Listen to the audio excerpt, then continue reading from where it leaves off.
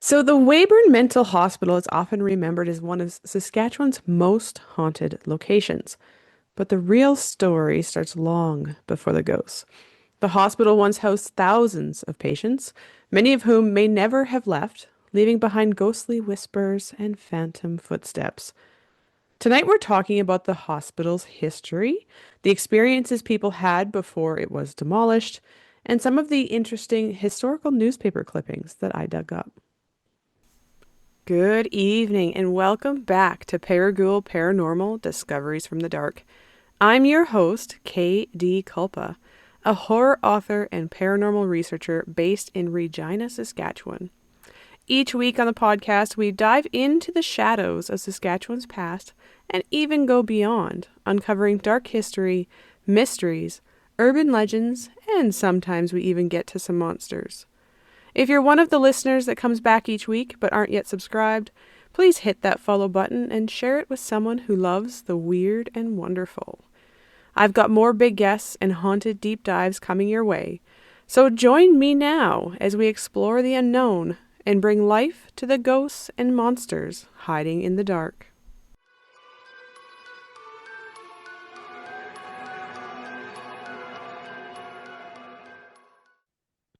All right, so tonight we are returning to another local Saskatchewan haunt, where we explore the haunted corners of Saskatchewan, from ghostly apparitions in historic buildings to unexplained phenomena in small towns.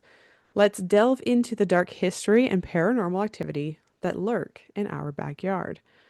In this episode, we will be traveling to Weyburn, Saskatchewan. Unfortunately, the location we are talking about tonight is another one that has been torn down, similar to Fort Sand Sanatorium, but I still think it would be a great place to talk about.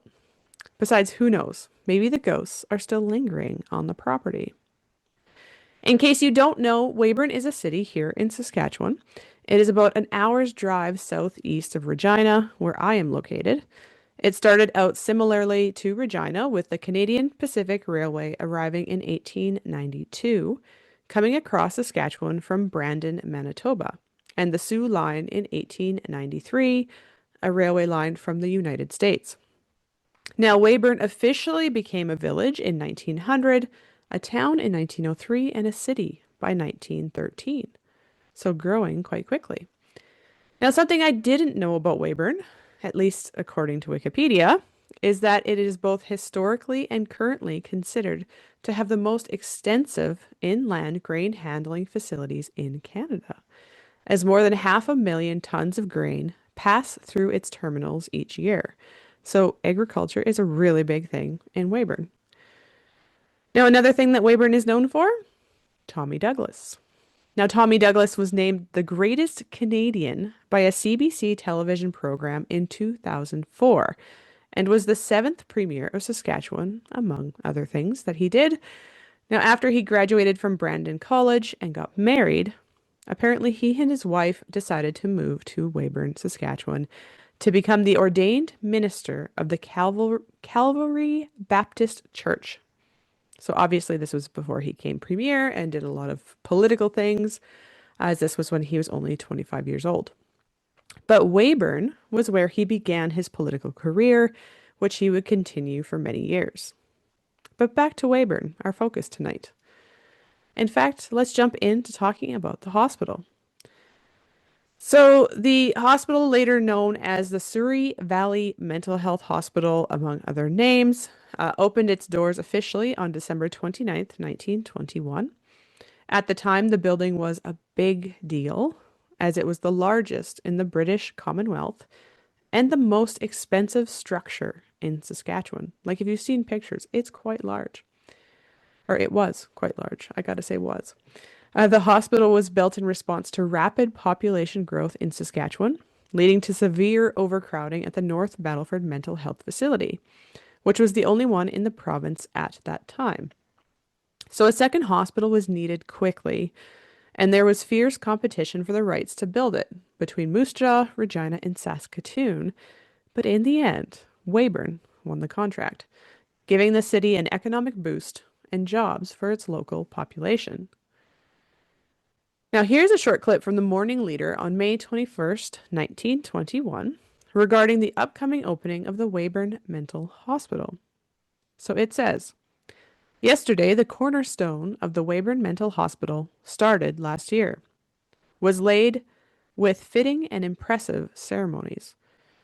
The duty of a province to take care of its mentally unfortunate has long been thoroughly recognized in Saskatchewan, and the new institution at Weyburn is part of the government's program in performing that duty.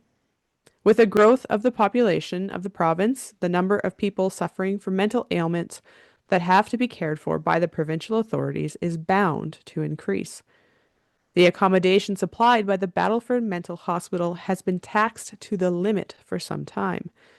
The Weyburn Hospital, when the main structure is completed, will have accommodation for 400 patients, and by the addition of the wings provided for in the architect's plans, will be able to receive still another 200 patients. This should be sufficient accommodation for all the mental cases occurring in the province for some years to come. Now, however, the hospital would quickly become overpopulated, just as its I can't talk apparently today. Sorry, guys. Just as its North Battleford counterpart did. As soon as it opened, the North Battleford Hospital transferred hundreds of chronic cases to the new hospital, with 76% of those patients spending the rest of their lives there. So it's not like they were having, lots leaving and lots coming in. Those patients were staying for their lives, or at least the life of the hospital. When the hospital actually opened, it was said that it was designed to house a maximum of 950 beds, so more than what the newspaper article stated. In its first year, the hospital admitted 844 patients, but discharged only 178. The population grew so rapidly that it reached 1,000 by 1929, to the point that staff had to walk on top of beds in some of the dormitories because floor space was just not happening. It was at a premium. So part of the overpopulation came from the hospital being treated as a catch-all. So housing everything from the mentally ill, like it was supposed to be, but also people with intellectual disabilities, orphans, or even just children that, families didn't want anymore. I found one video where someone had talked about how he had been dropped off at a young age because his mom wanted to remarry and the new husband didn't want kids around. So they dropped him off at the Weyburn Mental Hospital, which I can't even imagine. But even the elderly that no longer wanted to be taken care of by the families, they would get dropped off at the hospital as well. So essentially, on top of being a hospital for those who require mental health care, they also became a shelter for anyone who is deemed underprivileged or unwanted, which I can't even begin to imagine how that would feel. Now, a third wing was added in 1930 to expand the hospital's capacity. And here's an article from the Morning Leader again, this time from April 28th, 1930, which announces the completion of the third addition to the hospital. Okay, so it reads, the new Northwest Wing, the third to be constructed, of the Weyburn Mental Hospital, the contract for the construction of which was awarded in June of last year by the Public Works Department of the province of Saskatchewan to Bird, Woodall and Simpson, general contractors Regina, has just completed at a cost of approximately $700,000. The new wing is now ready to be turned over to the Public Works Department of the province by the contractors, which will be done within the course of the next few days. The official opening of the new addition to the hospital, which is by far the largest building in Saskatchewan, is expected to take place around June 1st, when the Honorable J.F. Bryant, KC, Minister of Public Works, the Honorable Dr. R.H. Munro, Minister of Public Health, and other persons prominently connected with the government administration at Regina will visit Weyburn and attend the opening ceremony. The new wing was made necessary by the steady increase in recent years of the number of mental defectives in the province. The extra accommodation provided for patients through its erection will increase by 50% the present capacity of the hospital, which is caring for 1,300 patients at the present time. So obviously this wing was really needed, and they felt that it would help again, only for the hospital to reach a crisis point of overpopulation by 1946 when it housed 2,500 patients. Now, at that point, 658 patients had to be transferred to a new facility in Moose Jaw. So they had to build yet another facility. Eventually, however, the population in the hospital began to decline, leading to the hospital's closure in 1971 and its transition to the Souris Valley Extended Care Center, where it would focus on geriatric and regional psychiatric care. Then it would finally close its doors completely around 2004, even though there had been many attempts to find use for the massive 500,000 square foot structure, like massive, massive building. Now, unfortunately, nothing could be found could be done for this massive building, so it was eventually demolished in 2009. An article by CBC News stated that 4.5 million bricks were used in the complete construction of the building, including the original 1920s structure. So although the building is gone, many say that it is still a quite haunted area and that it was really haunted while it was still open. Given the history of the building, including some of the experimental phases it went through as a mental hospital, including hydrotherapy, electroshock, and LSD trials, perhaps it wouldn't be surprising that it would be a place of unrest and trauma for some. Although apparently one of the more common treatments was simply putting patients to work in the hospital or on the grounds. It was said to give patients structure that helped cure them while also helping cut hospital costs. Now, before we get into the ghost stories, I want to mention something that I likely don't talk about enough. And in case you don't know and you enjoy eerie supernatural themes, my novel COMA is a slow burning, unsettling atmospheric horror. So if you like unsettling stories that linger with you after you've read them, but without the gore, then COMA might be right up your alley. I'll put a link in the description if you're curious, or you can jump over to my website at kdkulpa.com. Now, let's get into the ghost stories. Unfortunately, I haven't been able to find many ghost stories online, but I'm sure there are more out there. So, make sure you let me know in the comments if you have one. But the most well-known story is about the woman on the fourth floor. This reminds me a lot of the Gravelberg convent. If you remember, we had that episode last year. If you haven't heard it, go check it out. But apparently the Weyburn Mental Hospital also has its own woman wandering the fourth floor. The story goes that some would see her on the fourth floor in the fourth floor windows and then come inside to talk to her, only to find that the fourth floor had been barricaded and could not be accessed by anyone. So how did she get up there? Some say they could also hear her high heels walking up and down the hallway, even while the floor was barricaded. So no one, again, could figure out who is this woman, why is she up there? Now, I haven't been able to find any guesses as to who she might have been, although considering she was wearing high heels, I'm assuming probably a nurse or someone that actually worked in the hospital as opposed to a patient. But that isn't to say that this ghost is even from the time when the mental hospital was. It could have been years after. It's hard to say. Could have been when it was extended care facility. Who knows? And just like many haunted hospitals and asylums, shadow figures were also seen throughout the building while it was still around. Both staff that worked in the building before it closed and later visitors reported seeing dark figures moving around the empty corridors, including in the extensive tunneling system. Screams and whispers could also be heard, including strange noises like scratching along the walls or slamming doors. So your typical hauntings of a hospital, right? Now, one of the most common experiences was said to be the overwhelming feeling that you had when you entered the building. It was said a lot of leftover emotions could be felt, or one person even just said that there was just the smell of 1,000 lives having lingered in the building after it was closed, just kind of adding to that creepy atmosphere. Now, this could be from the overcrowding that existed in the buildings, or just the emotional suffering and trauma that might have taken place within its walls. Now, I did find one account claiming that even the walk up to the road towards the building was known to be haunted by ghostly whispers and noises in the trees on either side.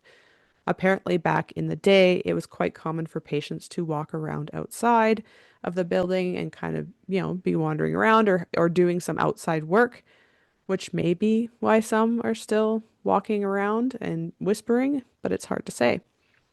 Now, of course, my biggest question will come up again, just like it did at Fort San, and that's, what happens to the ghosts after the buildings are gone? Are they simply wandering around the area, looking for their rooms and halls, or do they disappear with the buildings? I'll definitely see if I can go check out the area in the summer to see if there's any unusual activity still going on there, but who knows? So, one of the eerie reminders of the building was actually captured by a few different people, whether through photographers or bloggers, and it was a poem written on the wall during the official closing, like right before the official closing of the building. Apparently, a former employee, Margaret Strawford, I think is the name. It's hard to read the scribble. Wrote it on the wall in 2005, and this is what it said, which kind of just gives you the vibe of what this building must have been like. The clocks have stopped. The lights are out. The people have all gone. The hallways now are empty of folks who called them home. The golden staircase disappeared. The pitted stairwells worn. The plaster cracked, wood railings chipped, the curtains stained and torn. No curling rink, the workshop's gone, the gardens now are bare, the tunnel's dark, the boiler's out, no one to even care. No more the cries and silent screams to echo in the night, no more the staff to help the souls and put the wrong to right. The silence of the bedrooms, ghostly whispers in the halls, the stories and the tales they could tell are embedded in the walls. The clocks have stopped. The lights are out. Ooh, that gave me a chill reading. Anyway, if you want to check it out, I actually highly recommend Prairie Past website because they actually were able to capture a lot of photography of the buildings before it was torn down, including of that poem. So if you want to check it out, check out their website. It looks very cool.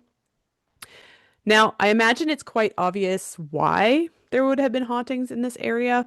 However, I also found a couple of interesting clippings from historic newspapers where the Weyburn Mental Hospital was mentioned, so I thought I'd share them with you tonight.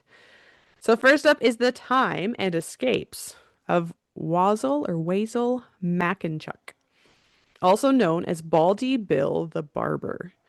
So the article is from April 7th, 1925, and the headline reads, "Escaping from Weyburn, Bill the Barber again is roaming the prairies." Notorious insane criminal plunges through window to freedom, making his fifth escape from police guards or mental hospital wardens. So the article then goes on to say, list his achievements after talking about how he escaped. Apparently, they had started in 1914 when he was sentenced in Saskatchewan under the name of Billy Damberite to 8 months for theft.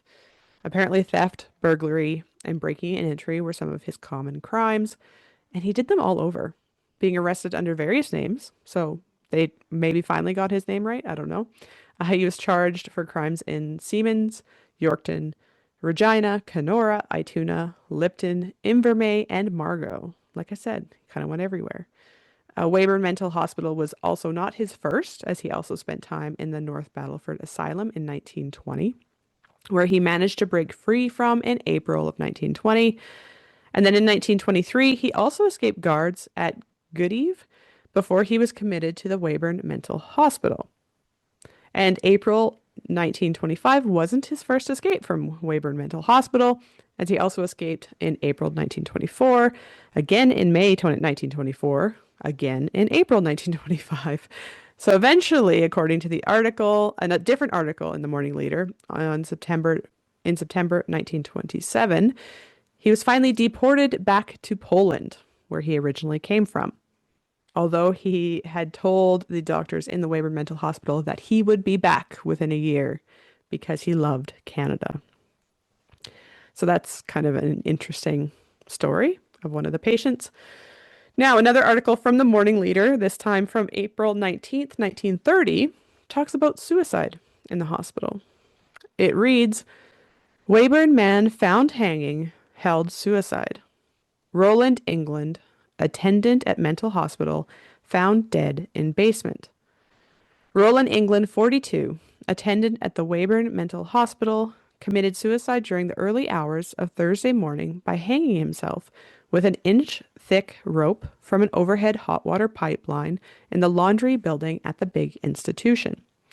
The discovery was made by Seth Mathers and an assistant, Dr. A.D. Campbell, superintendent of the hospital, was summoned and the Weyburn City Police notified. Constable D. Graves, accompanied by Dr. H.E. Eaglesham, coroner, attended. England left a note on a table in which he intimated that he intended to commit the deed on account of worry over the death of his wife, who dropped dead suddenly from heart failure in her home in Weyburn last July.